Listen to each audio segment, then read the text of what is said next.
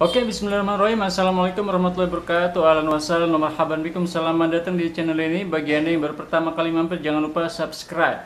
Kali ini saya akan melanjutkan menjawab pertanyaan dari murid saya, Al-Khas, ya, tentang kenapa harus menjadikan Al-Azhar pilihan pertama untuk Anda kuliah.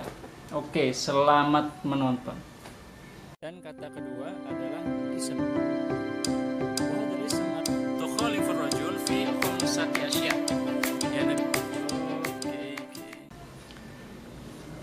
Oke teman-teman, ada banyak alasan sebenarnya kenapa memilih Al-Azhar sebagai pilihan pertama. Nah, langsung saja ya. Saya sudah catat beberapa. Pertama adalah lingkungan yang berbahasa Arab dan Islami. Nah, jadi terutama kalau Anda ingin memantapkan bahasa Arab Anda, di Mesir adalah salah satu tempat yang cocok. Kenapa? Karena di sana semua menggunakan bahasa Arab. Meskipun tidak semuanya menggunakan bahasa Arab formal, tetapi mereka banyak ya, atau mungkin sebagian besar menggunakan bahasa Arab logat Amiyah, logat Mesir. Tetapi itu pun masih bahasa Arab. Jadi kalau Anda ingin memantapkan bahasa Arab Anda, memantapkan fasihah Anda memang sebaiknya belajar di dunia Arab. Salah satunya di Mesir, itu adalah pilihan yang sangat bagus. Yang kedua, lingkungan yang sangat Islami. Jadi di Mesir Anda akan terbiasa melihat orang di mana-mana memegang Al-Quran, ya, mereka merojaah, menghafal Al-Quran dan lain sebagainya. Bahkan dinding-dinding di sekolah-sekolah, tembok-tembok itu banyak yang ditulis dengan hadis. Ya, akan saya kasih lihat salah satu contohnya ya. Nah, kemudian juga selain itu di sana juga Anda bisa menemukan lingkungan yang sangat kondusif untuk mempelajari ilmu-ilmu keislaman. Kenapa? Karena di sana banyak sekali masjid-masjid ya, yang di Ramadan itu membaca Al-Qurannya satu juz satu malam. Ini sangat jarang kita temukan di Indonesia, tetapi di sana hampir semua masjid di setiap malam Ramadan itu menghatamkan satu juz Al-Quran. Jadi tidak mau Anda akan terbiasa membaca satu juz di dalam satu malam di setiap hari bulan Ramadan. Ini sangat menambah motivasi kita untuk merojaah, menghafal Quran, dan juga tilawah Al-Quran dalam sholat-sholat tarawih. Oke teman-teman, selanjutnya selain itu, kenapa Al-Azhar dipilih ya? Tidak lain dan tidak bukan adalah karena alumninya ya. Karena alumninya. Kenapa? Karena sebenarnya fakultas atau universitas itu kita tidak melihat seperti apa sih fasilitas lengkapnya atau tidak, atau bagaimanakah gedungnya, tidak, tetapi kita melihat bagaimana kualitas alumninya.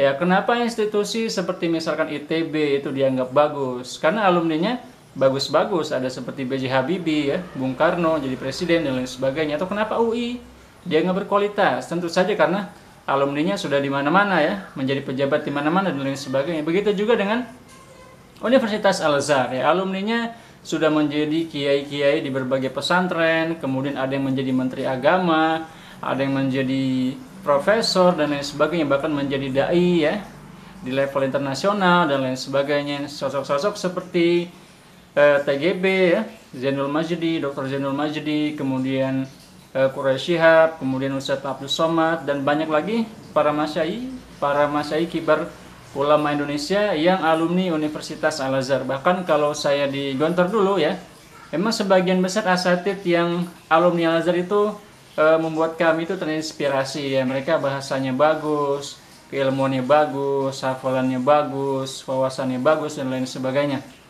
Termasuk kiai kami di Gontor ya, Kiai Haji Abdullah Syukri Zarkasy, beliau alumni Al-Azhar. Kemudian Kiai Haji Hasan Abdul Sahal, alumni Al-Azhar. Maka karena itu ya, saya sejak di Gontor kelas 3 intensif itu saya sudah membuat rencana bahwa saya ingin kuliah S1, S2, S3 di Al-Azhar. Walaupun nggak kesampaian ya, baru S1-nya aja. Ya alhamdulillah ya. Oke, selain itu yang lain adalah bahwa Al-Azhar ya sampai sekarang masih menjadi pusat keilmuan dunia Islam, terutama yang bermazhab Sunni. Karena itu pelajar asing, pelajar internasional di Universitas Al-Azhar ya, yang mendalami keilmuan Islam itu jumlahnya paling banyak di dunia. Maka jumlah pelajar asing di Al-Azhar ini menurut Syekh Ahmad At-Thayyib, terakhir saya di sana sekitar tahun 2014, 2013, beliau mengatakan jumlahnya tidak kurang dari 200.000 pelajar asing. Maka Mesir adalah kiblat ilmu pengetahuan Islam dunia. Maka pelajar-pelajar itu di sana dari berbagai penjuru dunia. Kita punya teman dari Timur Tengah ya, dari Maroko, dari Aljazair, dari Irak, dari Yaman dan lain sebagainya, bahkan dari Afrika, termasuk paling banyak ya dari Afrika, dari Ethiopia, dari Komoros, dari Nigeria, dari mana lagi, yang banyak itu wilayah-wilayah barat dan timur ya, dari Chad dan lain sebagainya. Kemudian termasuk dari Eropa ya, kita punya teman-teman dari Prancis, kemudian dari Ukraina ya, bahkan dari Cina, dari Thailand, dari Filipina, dari Amerika pun saya ketemu ya, orang Amerika yang belajar agama di Mesir. Jadi memang Mesir masih menjadi kiblat keilmuan dunia Islam sampai hari ini. Nah, selain itu ya, selain kita di situ jadi punya link kepada masyarakat yang sangat luas dari dunia Islam ya. Kita punya link pergaulan yang sangat luas. Kita bertemu orang dari berbagai negara, berbagai warna kulit, berbagai budaya, berbagai bahasa. Nah, dari situ kita bisa menambah wawasan kita ya, menambah juga jaringan dan juga perkenalan kita dengan berbagai latar belakang kawan ya. Walaupun di situ kita juga harus pilih yang baik-baik. Oke, selanjutnya adalah tentu saja kualitas para dosen dan masyayikh di sana. Jadi di Mesir ini memang adalah negara Timur Tengah dengan jumlah penduduk paling besar.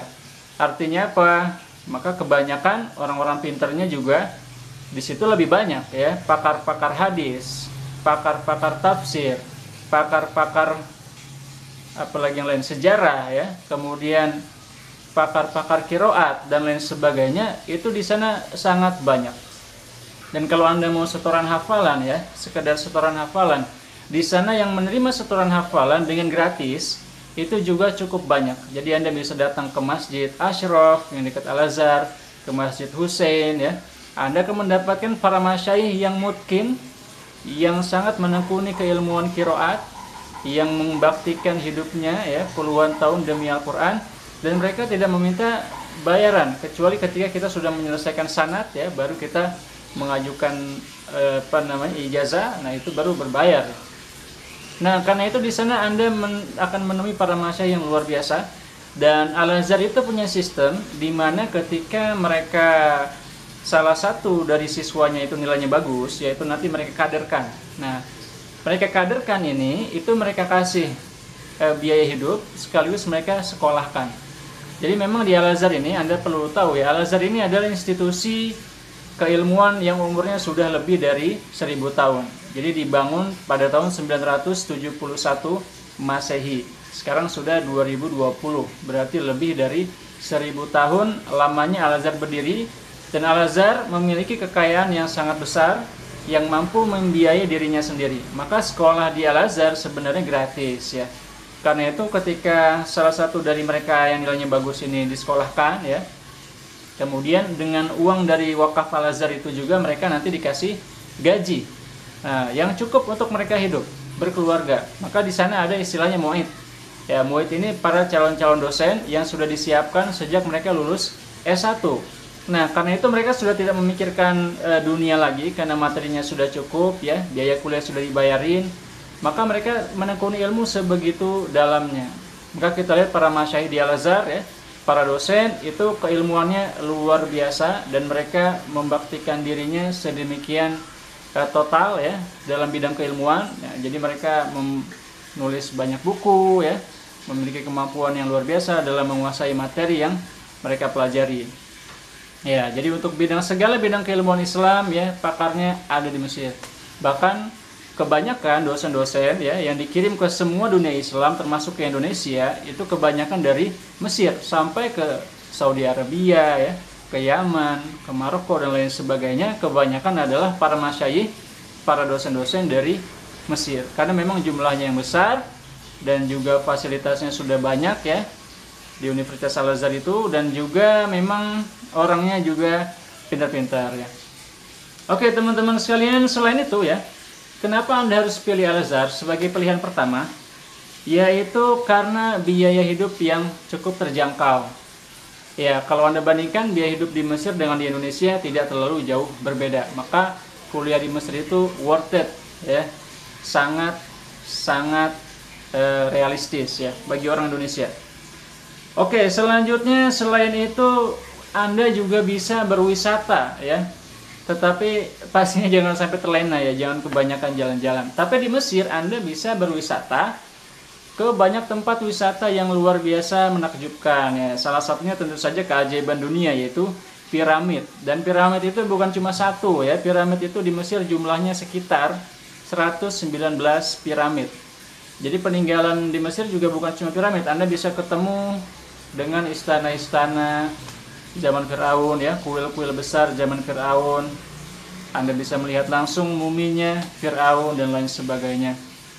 Bahkan tidak hanya itu, ada banyak tempat wisata lain yang sering dikunjungi. Antara lain itu adalah Siwa ya, suatu kota, suatu ya mungkin wilayah di Mesir yang sangat subur, yang memiliki 20 mata air, penghasil korma terbesar di Mesir, dan juga di situ menjadi sumber air minum mineral bagi orang Mesir. Nah, itu sangat indah sekali. Termasuk Iskandaria, Alexandria, yang pernah menjadi ibu kota dari kekaisaran Yunani di masanya Alexander the Great. Ya, ibu kotanya dulu di Alexandria. Termasuk di sana ada museum terbesar ya di dunia yang dulu pernah dibangun oleh Alexander ya di Alexandria. Kemudian katanya sih sempat dibakar ya di masanya Umar bin Khattab ketika umat Islam memasuki Mesir.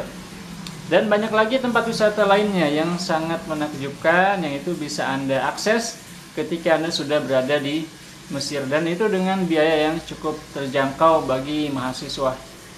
Ya, itulah kenapa menurut saya kuliah di Mesir sampai sekarang masih sangat menarik ya, dan pantas Anda jadikan pilihan pertama. Walaupun Anda juga tentu harus punya cadangan ya. Oke, itu jawaban saya untuk pertanyaan itu. Oke, terima kasih sudah menonton. Jangan lupa klik tombol subscribe bagi yang belum. Sampai jumpa di video selanjutnya. Wassalamualaikum warahmatullahi wabarakatuh.